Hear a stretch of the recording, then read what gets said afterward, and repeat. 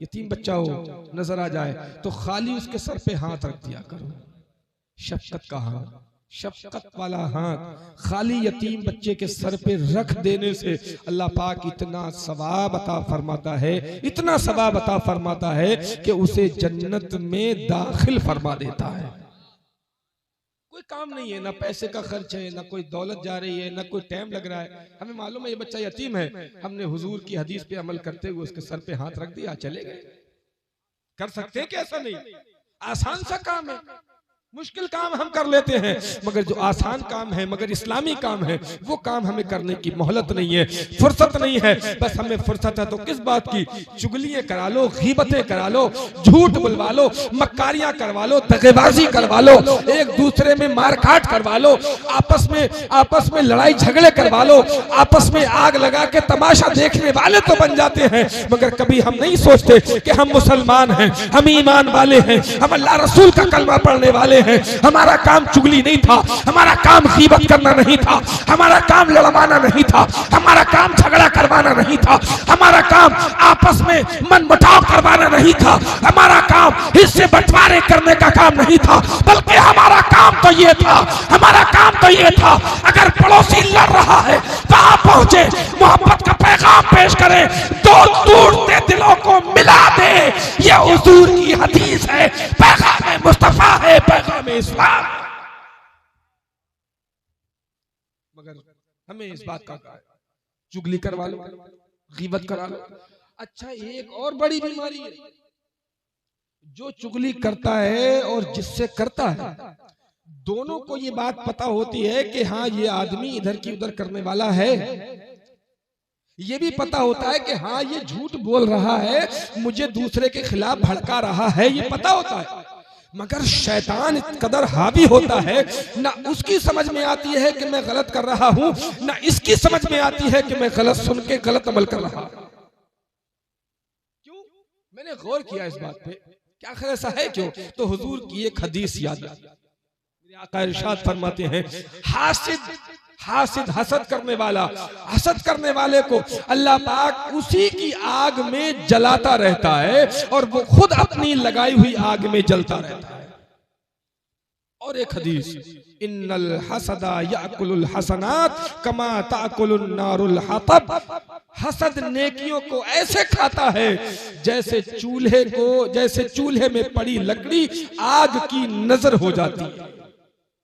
कितने बड़े नमाजी हो, कितने बड़े हाजी हो, कितने बड़े गाजी हो, कितने बड़े अल्लामा मुफ्ती हो, कितने बड़े हम आलिम रब्बानी क्यों ना हो, अगर गीबत चुगली है तो नेकियां सब खत्म हो रही हैं। इधर बना रहे हैं, इधर जल रहे हैं, इधर बना रहे हैं, इधर जल रही है। बस रोटी तवे से उतरी, जब तक तैयार है घई में रखी कि जल गई, खाने के काबिल बची नहीं।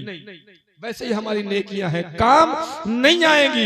इसीलिए मोहब्बतों का पैगाम बांटिए, उल्फतों का पैगाम बांटिए, खुलूस का पैगाम बांटिए, प्यार का पैगाम बांटिए। ये इस्लाम वालों का तरीका है, ये ईमान वालों की पहचान है, ये कुरान वालों का तरीका है, ये खुदा और रसूल के चाहने वालों का तर्ज अमल है। समझे आप? 40वें की फातिहा है, अल्लाह ताला गरीब के रहमत फरमाए। पर डे ये जाते हैं उनकी कब्र पे, फातिहा पढ़ के आते होंगे, दुआएं बख्शिश करके आते होंगे, इसके सिवा तो उन्हें कुछ देते नहीं होंगे।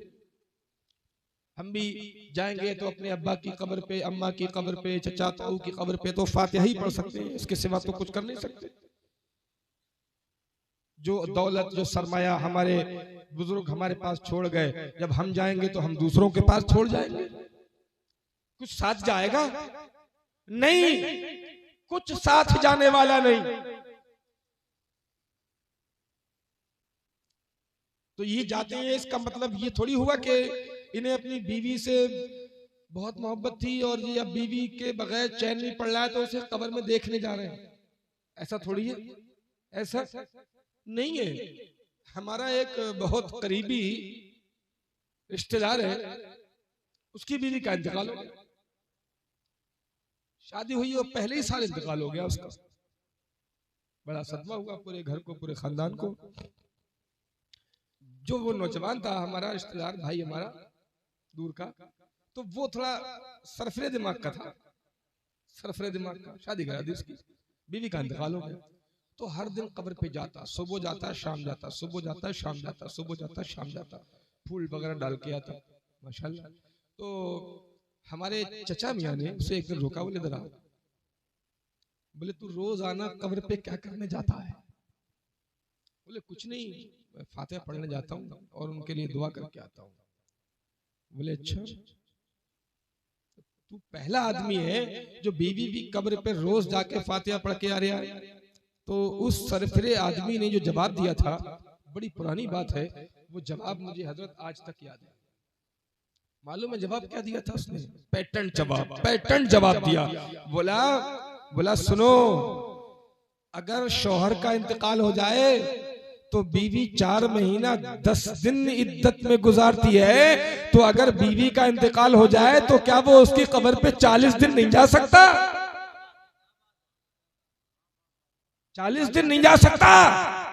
अल्लाह ने ये हिम्मत और ताकत भी बीवियों को दी है जो 4 महीना 10 दिन की इस मुकद्दस इबादत को शौहर के अदमे मौजूदगी में गुजार देती हैं, बलाओं मुसीबतों परेशानियों को बर्दाश्त कर लेती हैं, लेकिन शौहर का इंतकाल हो गया, उसका हक अदा करने के लिए वो इद्दत गुजार लेती